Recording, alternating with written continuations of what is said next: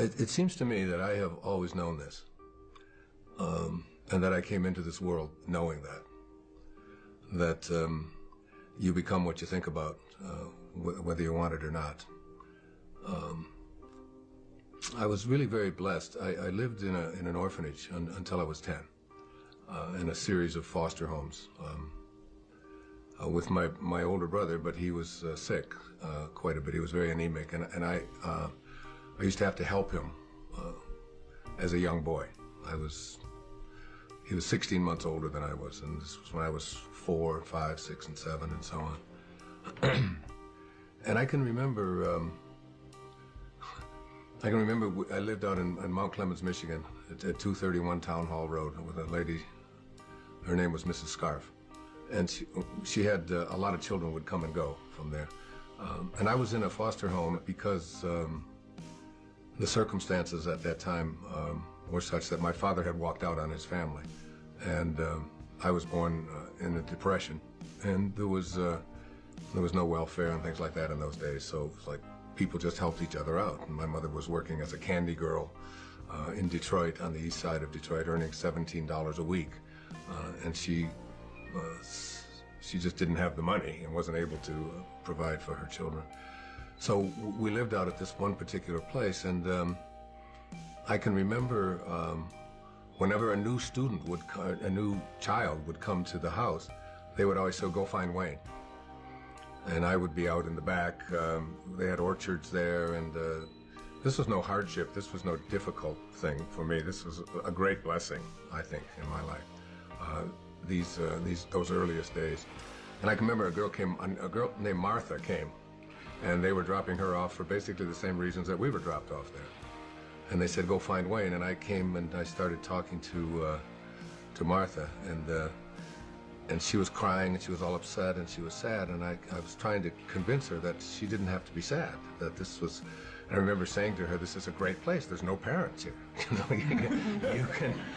You can do pretty much anything that you want. I mean, you've got a lot of freedom, and we're going to have a great time." And I can remember being in school, at the public school. It was a numbered school. They didn't even name them in that day. It was PS number 127. And I remember the teachers, one time we were out on the playground and all the kids were all upset, and I said, "What's wrong?" And they said, "Well, the teacher said this is the worst class that she ever had," and she was so all upset, and she was angry, and she was hurt, and I said, "Well, why would you allow her opinions to have anything to, if this is her hardest day, then her life is just easy, and I can remember talking to other people about all you have to do is change the way you think. And it goes from being a miserable experience or a tough experience or a hard experience to one that you can do anything that you want with. And when my mother got our family all back together again when I was nine, almost 10 years old. And I can remember her telling me what it was like when I was just a baby, when I was just like an infant, that I was the one child that could make everybody else laugh. At times when everybody else would. She said we were waiting for a bus one time when we were just real babies before I went into the orphanage, and she said a car came by, and it was in Detroit, and there was all this slush, and we all went flying down. Everybody had dirt on them and dirty snow, and we were laying in the ground, and everybody was crying. And she said you were and upset and mad because our clothes were wet and so on. And she said you just stood up and said, "This is great, isn't this wonderful? Look, we don't have to do this, and we don't, just turning it into something positive." It's like, so the ability to be able to do that was something, I can't remember a time in my life when I didn't know that if I really went to work on how I thought, that things just didn't have to be bad. I was the richest kid in the orphanage. I've talked about that many times in my lectures, that a snowstorm was a time we had 2 snow shovels at the home, and one of them had the edges all curled up from hitting the curbs, and you couldn't make any money with that one. So the other one, when it would snow, I would go downstairs and I would take the good snow shovel and I would put it under my bed, and I'd sleep with it right with me in the bed so that nobody else would get it. And I would get up before everybody else got up, and I would go out and I would just shovel everybody else's snow, shovel the walk. And then later on, and I just go knock on the door and just tell them that I shoveled their walk. And they'd say, some would say thank you, and some would give me a dime, which doesn't sound like much, but that's about $3,000 in today's money. And when I found out that soda pop bottles, for example, were worth 2 cents each, that if you took them back, you could get 2 cents back. I mean, that was just like one of the great awarenesses and awakenings of my life, because I would follow people around who were drinking a Coca-Cola and say, you almost done with that? They said, well, no, I'm not. Well, just whenever you're ready. I just follow them and said, we'll walk until, and I had we had a coal bin where we lived, because it was coal furnaces, and we filled that coal bin with soda pop bottles, and I would take it back. It was just always easy to change, and all the other kids would be not having any money and complaining about not being able to have abundance or be able to have some level of being able to buy themselves like just a little donut or a Pepsi-Cola or something. They couldn't figure it out, and it always seemed so easy to me that all you had to do was just look around and see the opportunities in anything, and it had nothing to do with whether there are opportunities there. There always are opportunities. You know, I'm 67 years old. I have never, ever been unemployed or even can't even deal with the concept of unemployment. It isn't that I've had no job. I've always had more jobs than and it isn't because I've been through all good economic times. There've been some pretty sour economic times over the last 50 years or so. I just have never known how to think any other way than if you change the way you think about things, you can create whatever it is you want for yourself in your life. It's just a simple knowing. I mean, I've made a living talking about it. I've written lots of books about it and so on, but I have always lived it and practiced it, and I still do today. It was Thomas Troward. I don't know. He did some lectures on mental science way back in the 1907, 1908. He was from Scotland. And one of the things that he said is that the law of flotation was not discovered by the contemplation of the sinking of things. So that, you know, like before the 15th and 16th centuries, all of the ships were made out of wood. Not because iron wasn't available and steel wasn't available, but because there was a belief that wood floated. So therefore you had to make ships out of things that floated. That's literally how and then someone came along and said that it has absolutely nothing to do with what things are made out of. It has to do with the amount of water that is being dispersed. That's what determines whether something will float or not. And I think about that all the time, because it's in the contemplation of what you desire that you create what it is that you want to have for yourself. It's in your willingness to contemplate it, and nothing more, according to Troward and mental science. So that I think about the Wright brothers, you know, 100 or so years ago. You know, it's like, and I said the law of flying was not discovered by the contemplation of the staying on the ground of things. So that these were two people, like for me, to figure out how to get an airplane to fly, in my limited knowledge of all of that, I would probably have contemplated the staying on the ground of things. You know, it's like, this is what happened. But there's somebody came along and contemplated the idea that if you get enough speed going and you have the right design and you get pressure underneath something like this, and you get that this thing is going to lift off the other. Somebody had to contemplate that idea. And everybody who contemplated that it wasn't possible, that it couldn't work, was a part of why flying didn't take place, because there was no new law discovered in the early part of the 20th century. Any more than electricity was discovered by, you know, Thomas Edison or anyone like that. I mean, the ability to have electricity has always been there. Somebody has to contemplate. So it's like in your own personal life, your willingness to contemplate yourself as a person who is capable of attracting into your life what you want, having the kind of relationships that you want, being able to have abundance where you know, scarcity always exists. All you have to do is begin the process by being willing to contemplate the presence of that in your life.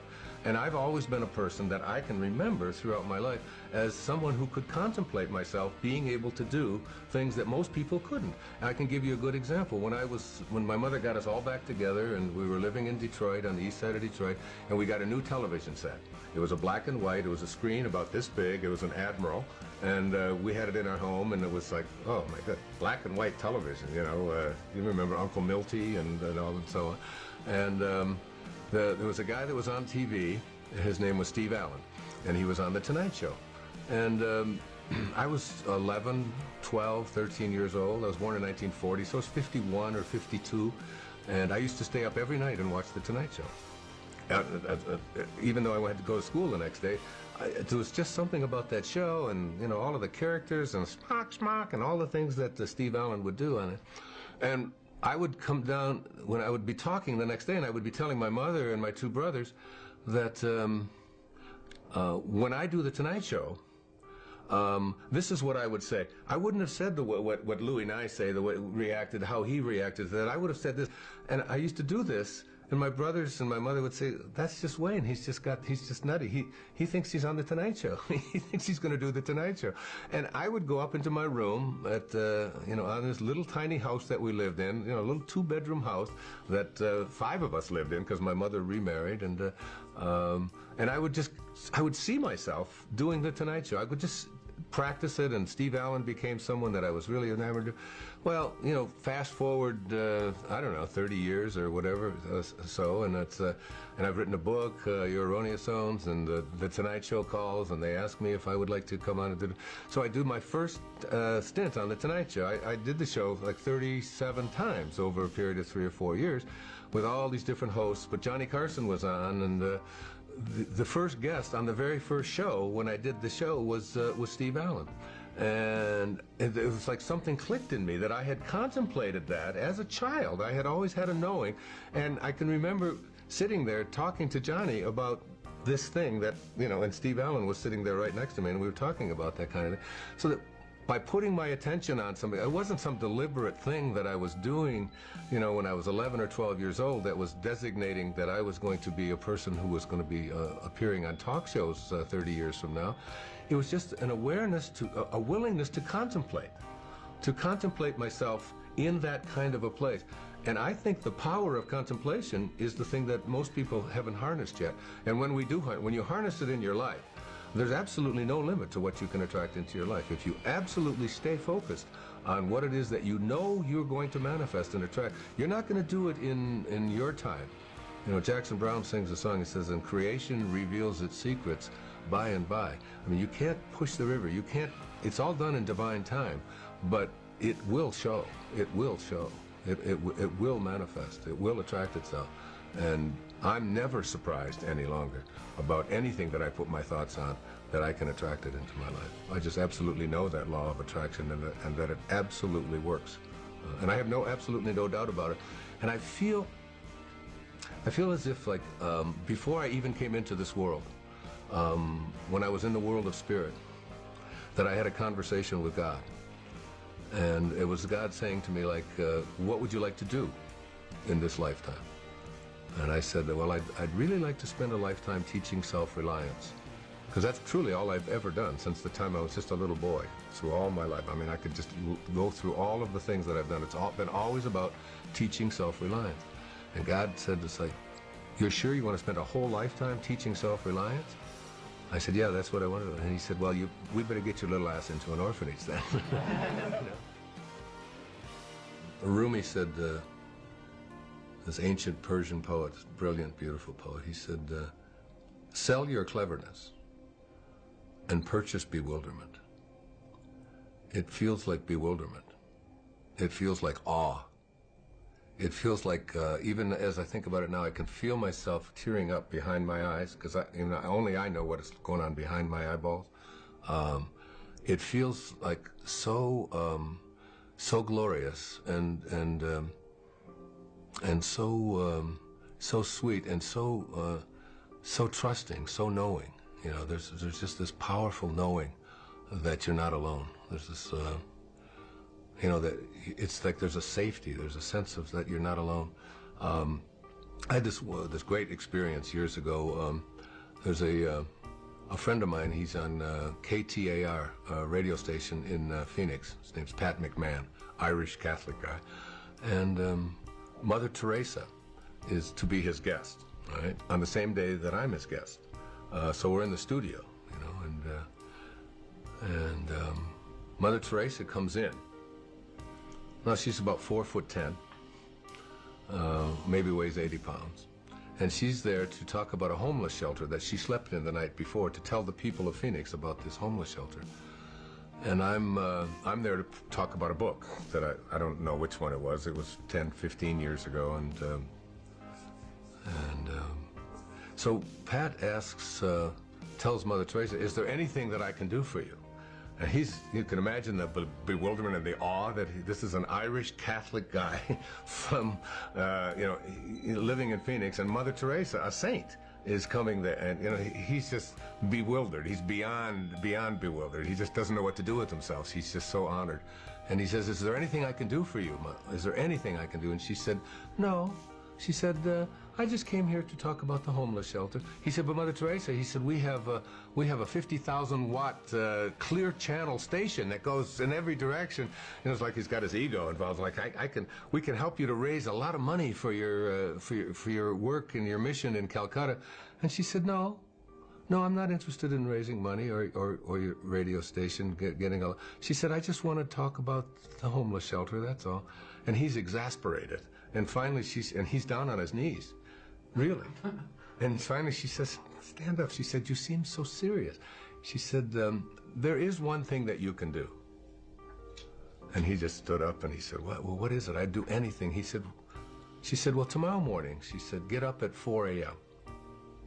And she said, and go out onto the streets of Phoenix and find someone who's living there, who believes that he's alone, and convince him that he's not. That's what you can do. And behind the feeling we're talking about here is this feeling of aloneness for so many people who are lost in the world, that I don't have like a connection to something greater than myself. I've come to believe that who I am is what I do and what I have and what other people think about me, and who I am is separate from everybody else. And who I am is separate even from what I'd like to attract into my life, that I'm separate from all the things that are missing, and I'm separate even from God. And that there's a place within me that knows that I'm not separate from any of that. That if there's no place that God is not, or that source is not, or the energy that provides, that is always giving and always creating is not, if there's no place that it is not, then it has to be in me. I know that. And if there's no place that is not, and it has to be in me, it has to be also in everything that is missing in my life, or that I think is missing. It's there too. So that in some mysterious, invisible way, I'm already connected to everything that's missing in my life through something called spirit. And when I recognize that I'm not here as this human being having a spiritual experience, when you recognize that your essence is that you are a spiritual being, having a human experience, not the other way around. When you really get that, I mean, not that you can say it and it's clever, but when you know that who you are is this essence, you don't see, there's no other, there's no them. There's nothing outside of you. You're connected to everyone and everything. As the Native Americans would say, that no tree has branches so foolish as to fight among themselves. Living the Tao Te Ching, this 2,600-year-old, some people call it the greatest, the wisest book ever written. It speaks so much about relationships. Tao, the word Tao means the great way. It's just another synonym for God, or source, or spirit, or that which is the all-creating. And one of the things that it says that was really helpful to me, probably the most helpful thing in it, was that whenever you have a conflict of any kind, in any relationship, whenever you have a conflict, that the person who is willing to be of Tao, of God, of Source, is the one who will practice forgiveness, or will go to the person that they have a conflict with and bring love to it, instead of the freeze out, instead of the anger, instead of the hatred, instead of the revenge, instead of so many of the things that we do when we have conflicts in our lives. We just don't talk to that person. Like, I'm not talking to that. I'm not talking to him. He's going to call me because I called the last time, and that's going. But the person who lives the Tao life, the life of a higher consciousness, is the person who says, I end all conflicts on love, which is where we all come from. We come from a source that is love. So for me, that has been just so useful. I have 8 children, and that's been just extraordinarily helpful for me to be in a relationship where I can always be of love, where I can just, and so then you don't even, conflicts become something that are no longer present, because conflict requires two-ness. In order to have a conflict, you have to have two different opinions or whatever. But if you live in oneness, if you really see yourself in everyone else, see yourself in all the things, including the plants, including the animals, and including all beings and so on. If you just suspend this ego part of you and just see yourself in that other person, then your arguments are really with yourself, and your hatreds are really about yourself. And you begin to really see that I don't have to project anything onto anyone else that isn't what I choose to be. You do U-turns in your life. I've done U-turns in my life. And it's having the curiosity, it's having the willingness to say, this isn't working for me. It's like you get bit by a snake and you're bit, okay? But the bite doesn't kill you. You're still there, you don't die from a snake bite. You don't die from you don't get hurt from what somebody else does to you. It's the venom that continues to pour through your system after the bite. That's what causes difficulties in relationships and so on. And when you recognize that to be angry, to be full of revenge, I could bring anybody in this crew in here and do a muscle test with them and ask them a question, to hold your arm out to hold your arm out like this, and think about somebody who's abandoned you, or abused you, who did something that you didn't like, who borrowed money from you and didn't pay it back, who walked out on you, someone that you hate, and just for a moment, hold your arm out as hard as you can. I'm going to put two fingers right here, and I'm going to push down, and you think about getting revenge. You just think about, even if you don't want to do that, just think the thought of, I'm going to get even with that bastard for what he did or what she did. I'm going to really get even with him. And you push, and that you find out that they have no strength when you think a thought of revenge. There's no strength in there. Kinesiology, say, very simple test. Then if I say to yourself, okay. I have somebody that. Okay, sit down. All right, here, come over this way. Okay, just put your arm up. Here? No, over here. Over here? Yeah. Okay. Okay. Now, I'd like you to think of, first of all, tell me your name. Michael. Michael what? Gorgian. Is that the truth? Yeah. Tell me you're telling the truth. I'm telling you the truth. My name is? Michael Gorgian. And that is the truth? Okay, resist me as hard as you can, okay? And I'm going to just push down, okay? So that's the truth. Now, for just 1 second, just make up a name. But tell me that it's the truth. I want you to lie to me. What is your name? My name is Ron Garcia. My name is Ron Garcia. Is that the truth? Yes, that's the truth. truth. You're telling me the truth? That's the truth. Say it again. My name is? My name is Ron Garcia. And that is? The truth. Hold that thought. Hold that thought. You see the shift? Can you see a change in you? Mm-hmm. Can you see a slight change in you? Yeah, okay, you're strong. Felt that. Okay. Yeah. Now I'd like you, I'm just doing that for a little bit. Yeah. Okay, now I'd like you to think about someone. I'd like you to move over this way. There we go. I'd like you to think about someone in your life that abused you, abandoned you, that did something to, without any details, I don't want to know any of the details, and you are hurt by it, and you are angry about it. And forget about whether you've forgiven them or not. I want you to just think about getting even with them. I want you to think about revenge, okay? I'm going to get even with that person no matter what, okay? And put your arm out, and can you hold on to that thought of revenge, okay? I'm going to get even with that person for what they did. I'm angry at them. And hold on to that thought and just think, resist me as hard as you can, and notice what's happening with your arm. Resist, again, one more time. Think that thought. I'm really going to get angry. I'm really pissed. I'm really hurt. I'm going to get you back for that, okay? And resist me as hard as you can. Now notice what's happening here. You have almost no strength. I'm not even pushing down. I want you to just change the thought. Okay. I want you to change the thought right now. And I want you to change it to one of love and forgiveness. I just want you to surround them with the light of God. I want you to surround them with the most beautiful love that you can think of. And just think of that thought. They did what they knew how to do, given the conditions of their life. I can't ask any more of anybody than that. Put your arm out. Put your arm out. Resist me as hard as you can, and forgive them in your heart. And forgive them in your heart. Now get even, get angry, I'm going to get really even with them, and watch what happens. Can you see the change? That's how it works. See? Every thought you have of shame, every thought you have of anger, every thought you have of revenge is a thought that weakens you. Every muscle in your body. It's even in your eye. Well, I think, even I couldn't look at you when my attention I could goes see the shift. somewhere. Your heart is a muscle, isn't it? How many times do we say to our children, you should be ashamed of yourself? Think of, here, watch. Put your arm up. Resist me as hard as you can. Think of a moment in your life when you felt great love. The greatest love you ever felt in your life. Just think of that moment. I don't want to know anything about it. Just think about who it was, okay? Can you think of a moment like that? Great love. Michael is just loved, okay? And look, I can't budge you, right? I'm pushing really hard. Now think of a moment when you felt shame. You just did something and you're just ashamed of it, whatever it was, okay? You think of something like that? Okay. Resist me as hard as you can. You're thinking shame, and just watch what happens to your arm. No matter how hard you try, you have no strength, do you? You have no strength, okay? Now think love. Think love. Just think of that moment and shift. You see the change? Now think shame. I'm trying hard. Yeah. Think shame. Just think of shame. You're ashamed. You're really ashamed. Whatever you did, you're really ashamed. You really screwed up, okay? Resist me, sir. Look, you have no strength. Look, you can't. You know where I learned it? I learned it from my dentist. What? My dentist. I had crowns put into my teeth, and he would get me out of the chair. I said, who's this crazy man?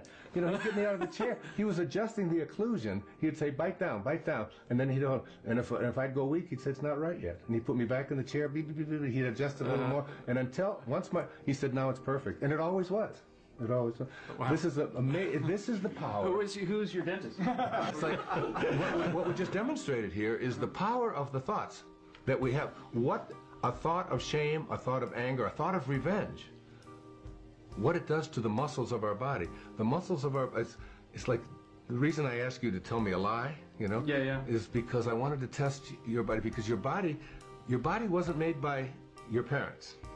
We like to think that our bodies were made by our parents. That's because you look a certain way and all of that. But if we take the tiny little drop of protoplasm that created you, and we try to find out its origin, and we take it all the way back to subatomic particles and reduce it, we find out when we put it in a particle accelerator and rev it up at 250,000 miles an hour and collide it, and we open it up, there's nothing there. That you came from the invisible, you came from source. It's the spirit that gives life. So that once you understand that this body of yours is a creation not of human beings, but it's a creation of God. It's a creation of source. It's a creation. It came from nowhere, and an invisible source, and manifested into the world of the physical. And so it only reacts to truth, because it was created by truth. So once you lie, this is an ultimate lie detector test. That's why I always say we could have saved $93 million with President Clinton. You know, it's like, come on. Did you have sex or didn't you? Let's get over this, you know.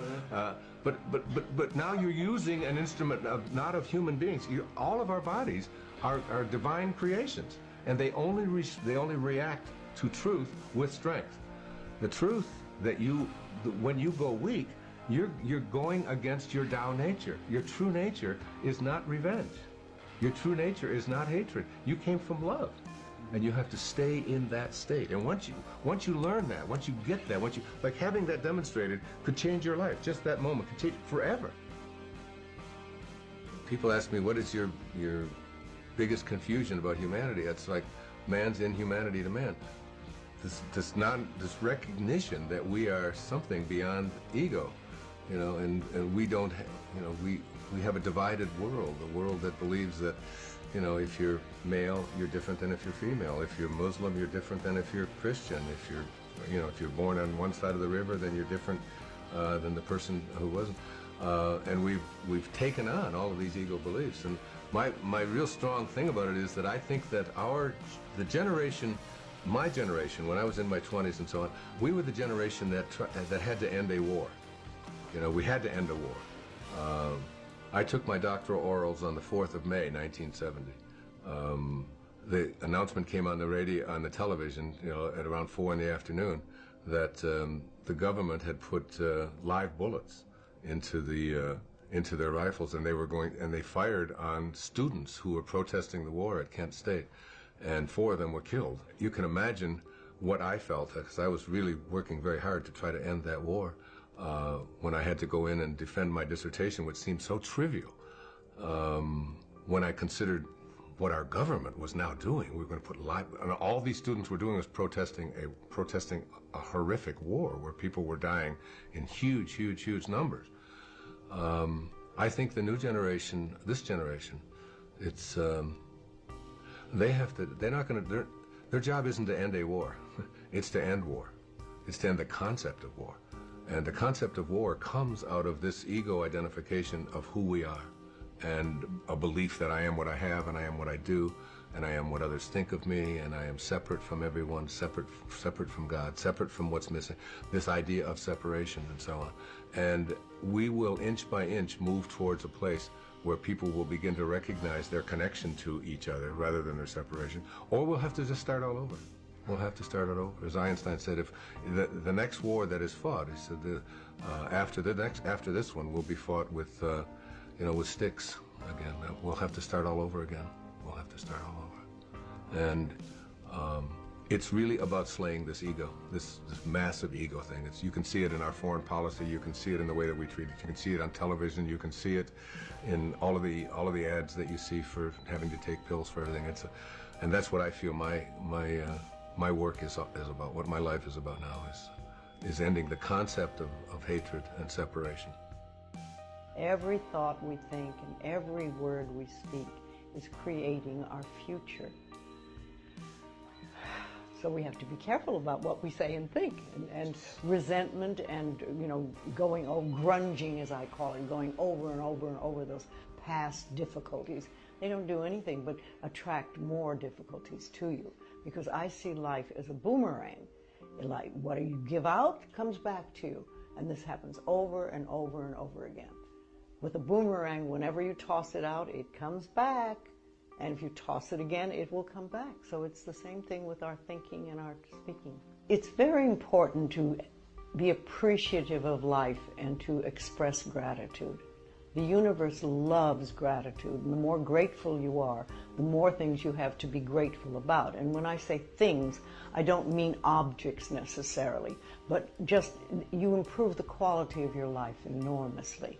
I think what you're saying is that quality of life doesn't mean a really nice house or a really nice It car. can, but it doesn't have to. But what good is a nice car if you are full of resentment all the time and you drive around hating everybody? That's not going to help anything. It's much better if you had an old car and you were grateful and appreciative of life. And I also think it's extremely important that you love and appreciate who you are.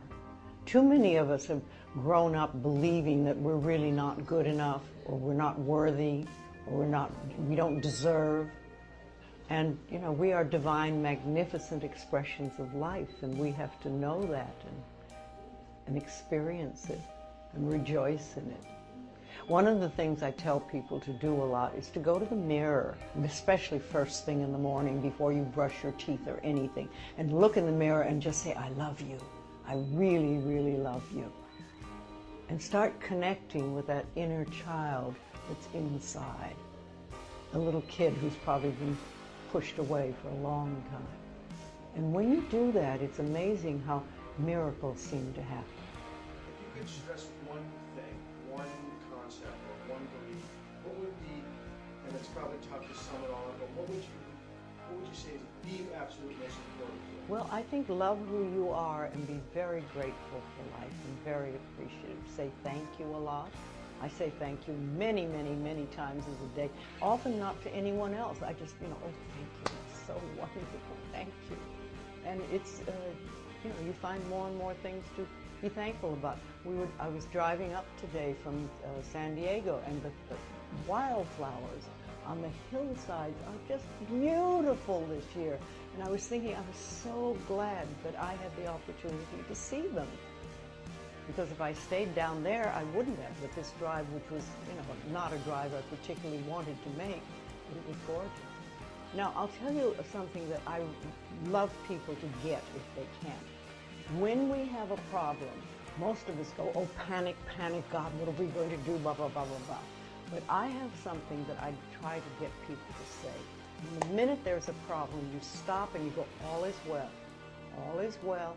Everything's working out for my highest good. And out of this experience, only good will come. And I am safe. And you do this, if it's a small thing, I say it 2 or 3 times. If it's a bigger issue, I babble it incessantly. But all is well, everything is working out for my highest good. Out of this situation, only good will come, and I am safe. Now this quiets your inner turmoil down long enough for the universe to find the solution to the so-called problem. See, when there's problems, we don't have to fix problems so much. We need to fix our thinking and our attitude about how we respond to them. And then you get less and less. And when the solution comes, you say, thank you. I am not a salesperson. I am a teacher. And I work with people who come to me, who want to learn to change their lives. I remember when I first heard that if I was willing to change my thinking, I could change my life. It was like a revelation happened. And I thought, oh my goodness. And then I just spent all my time trying to find out how to do that, because it sounded so wonderful. And there are other people who will never be interested. Maybe next lifetime, or the one after that. So where do we go from here? I don't know, but I will find out. Life will bring it to me.